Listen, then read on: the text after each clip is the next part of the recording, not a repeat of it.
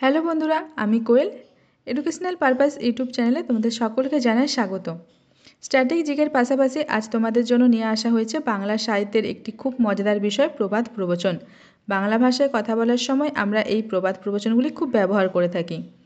সংক্ষেপে বলা যেতে পারে প্রবাদ প্রবচন হলো মানবজাতির দীর্ঘ অভিজ্ঞতার সংক্ষিপ্ত প্রকাশ, অর্থাৎ মানুষ যেগুলো উপলব্ধি করে এসছে সেগুলি প্রবাদ প্রবচন। এগুলির পেছনে কোনো না কোনো ঘটনা বা কাহিনী জড়িয়ে থাকে। প্রতিটি প্রবাদ প্রবচন থেকে আমরা অনেক মূল্যবান উপদেশ পেয়ে থাকি।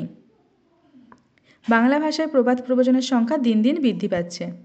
ছোট বড় সমস্ত পরীক্ষার জন্য প্রবাদ প্রবচন একটি গুরুত্বপূর্ণ টপিক হয়ে দাঁড়িয়েছে। তাই ম্যাথ এবং ইংলিশের পাশাপাশি বাংলার এই টপিকটিকেও আমাদের একটু নজরে রাখতে হবে। চলো দেরি না করে মূল ভিডিওটি শুরু করা যাক। কেউ ভিডিওটা স্কিপ করবে না, কারণ এই প্রবাদ প্রবচন টপিকটি খুব ইন্টারেস্টিং একটা ব্যাপার। প্রথমে আমরা দেখে নেব বিগত বছরের পরীক্ষাগুলি থেকে কোন কোন প্রবাদ প্রবচনগুলি এসেছিল। 2004 সালে আমাবস্যার চাঁদ অর্থাৎ দুর্লভ বস্তু। দেখো, খুব সুন্দর একটা উদাহরণ দেওয়া আছে। সৎ মানুষ যে একেবারে আমাবস্যার চাঁদ হয়ে গেছে। বিড়াল তপস্বী, এর অর্থ হলো ভণ্ড সাধু। সমাজে বিড়াল তপতির অভাব নেই। আসলে সত্যিই তাই, সমাজে ভণ্ড মানুষের অভাব নেই। পুকুর চুরি, বড় ধরনের চুরি।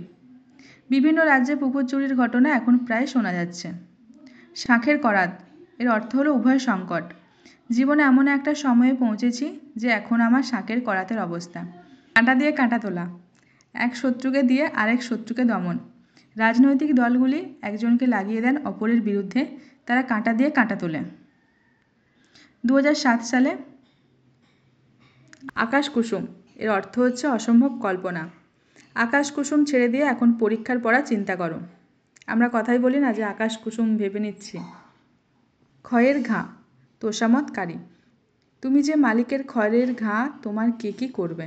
হযবরল, এটা আমরা খুব ব্যবহার করে থাকি। হযবরল মানে যখন আমাদেরকে কেউ বলে পরীক্ষায় কী করে দিয়ে এসছিস, আমরা বলি হযবরল করে দিয়ে এসছি। হযবরল এর অর্থ হলো বিশৃঙ্খলা। ছেলেটি পড়াশোনা তো করে কিন্তু পরীক্ষায় সব হযবরল করে আসে। হারিসে বিষাদ, এর অর্থ হচ্ছে আনন্দের মধ্যে যন্ত্রণা। ছেলেটির চাকরি হয়েছে ঠিক, কিন্তু কিছুদিন পরে তার মা মারা যাওয়ায় যেন হরিষে বিষাদ অবস্থা। চাঁদের হাট, আনন্দমুখর সংসার। আমরা বলি না চাঁদের হাট বসেছে, মানে ওর অর্থ হচ্ছে আনন্দমুখর সংসার। রমেশবাবুর ছেলে বাড়ি ছেড়ে চলে যাওয়ায় বাড়ির চাঁদের হাট ভেঙে গেল। এরপর আসছে 2009, নুন আনতে পান্তা ফুরোয়। এর অর্থ হচ্ছে অসচ্ছল অবস্থা। রবিবাবুর ব্যবসা ঠিকমতো চলছে না, তাই সংসারে এখন নুন আনতে পান্তা ফুরোয় অবস্থা। অভাবের স্বভাব নষ্ট, এর অর্থ হচ্ছে অভাবের তাড়নায় চরিত্রের অবনমন।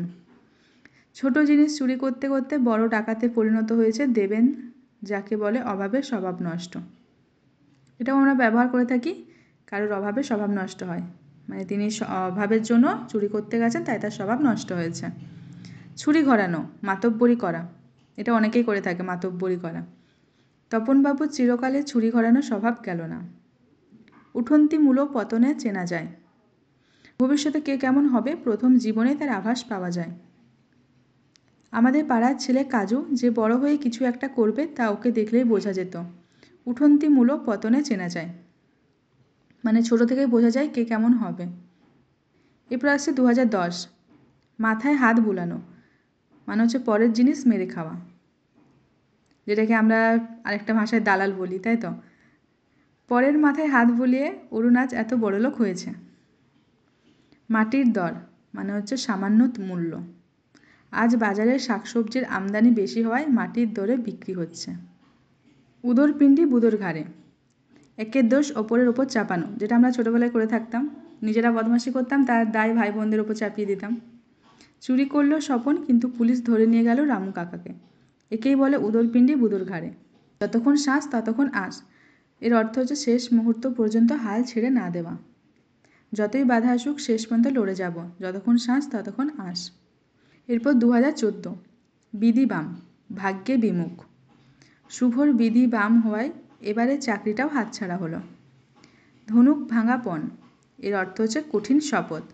সব কিছু ছেড়ে চাকরি না পাওয়া অবধি সে লড়াই করবে, এই হলো দীনেশের ধনুক ভাঙা পণ।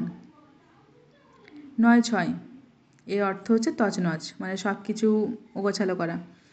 সুরেশ শহরে গিয়ে তার বাবার বঞ্চিত অর্থ নয়ছয় করছে। ইঁচড়ে পাকা, অকালে পেকে যাওয়া।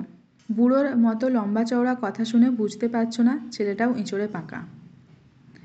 এরপর আসে 2019। তুলসী বনের বাঘ মানে হচ্ছে ভণ্ড বা শয়তান। সে দেখতে সুন্দর হলে কি হবে, আসলে সে তুলসী বনের বাঘ। দু নৌকায় পা, এর অর্থ হচ্ছে দুদিক রক্ষা। দু নৌকায় পা দিয়ে কেউ জীবনে সফল হতে পারে না। সাক্ষী গোপাল, এর অর্থ হচ্ছে নিষ্ক্রিয় দর্শক। সাক্ষী গোপাল হয়ে থাকলে এ সংসারে শুধু ঠকতেই হয়। টনক নড়া, এর অর্থ হচ্ছে সচেতন হওয়া।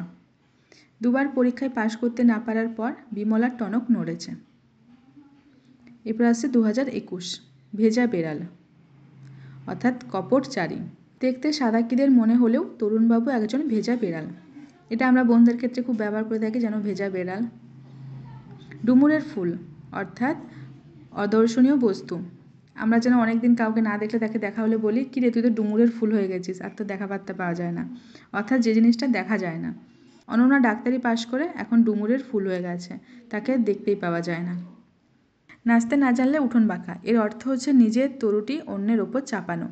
পরীক্ষায় ফেল করার পর ছেলেটি দোষ তার শিক্ষকের ওপর দিচ্ছে, নাচতে না জানলে উঠোন বাঁকাই হয়।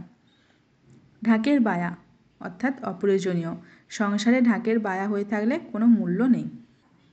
তোমরা যদি এরকম সুন্দর সুন্দর প্রবাদ প্রবচন পেতে চাও তাহলে অবশ্যই চ্যানেলটিকে সাবস্ক্রাইব করে নাও।